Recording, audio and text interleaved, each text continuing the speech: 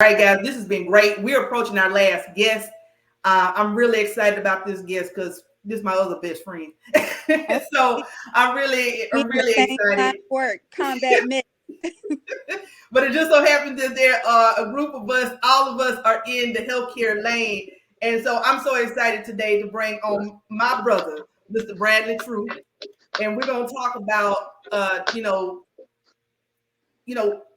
building an equitable workforce. And so, Bradley, thank you so much for coming on today. He is a radiology director, healthcare executive, and we're talking about healthcare workforce diversity. And I definitely want you to share your experiences, the career pieces, sharing about the passion and drive that you have for your career and what got you there.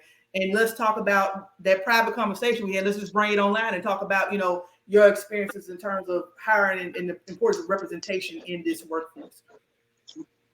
Okay. Well, my name is Bradley Troupe. I've been working in healthcare for about 23 years. I come from a military family. Also, I'm third generation military. My mom and all of her brothers, except for one, were all in Desert Storm at the same time. My grandfather also served in the United States Army as well. So we represent every branch of the military. Unfortunately, some of us are also in the Air Force. But what can you do? I feel a little hate, a little negativity. You feel I that? love Air Force. Oh, yeah, I feel you mean the chair force? The chair force. Call it what you want. So you know what? I joined the military when I was 17, and I actually wanted to be a mechanic. I ended up getting my MOS changed because my NCOIC, which is like military talk for my boss. My boss saw my test scores, and he told me I need to get my job changed. And I wasn't very confident in my academic prowess at the time, so I thought he was about to have a conversation with me, telling me I was too dumb to be a mechanic in his army.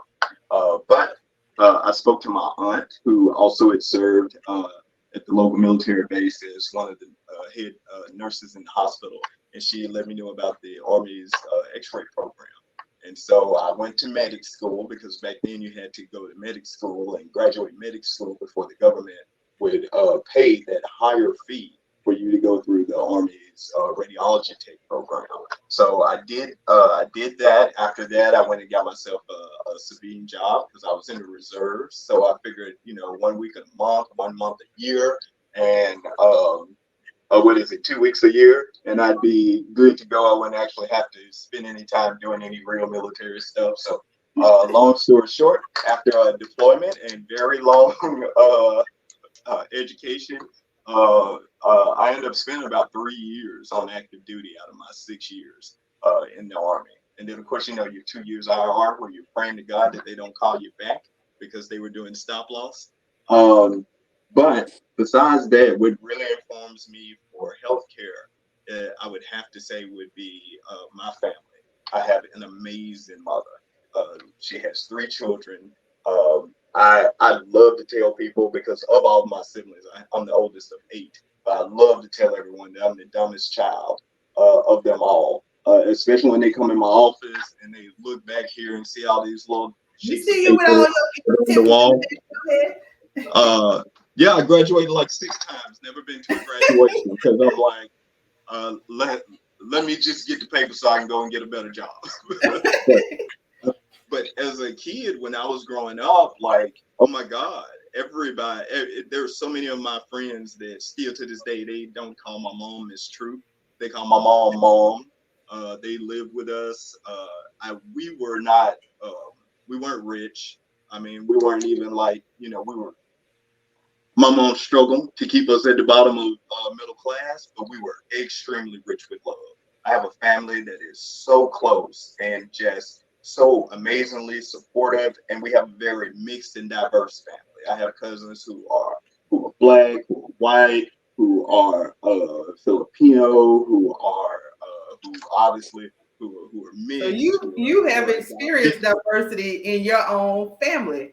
Yeah, and and that's my expectation of the world too. That like, so I am very supportive of Black people and of people of color, but I'm human first, and people do have to understand that we do have to all work together. We do have to all educate each other, because unless you're Elon Musk and you have a rocket that can take you to another planet, this is it. This is the only one that we got. So we have to make sure that we treat our fellow man as we would want to be treated. And when we say that, we don't treat the person only as we would want to be treated.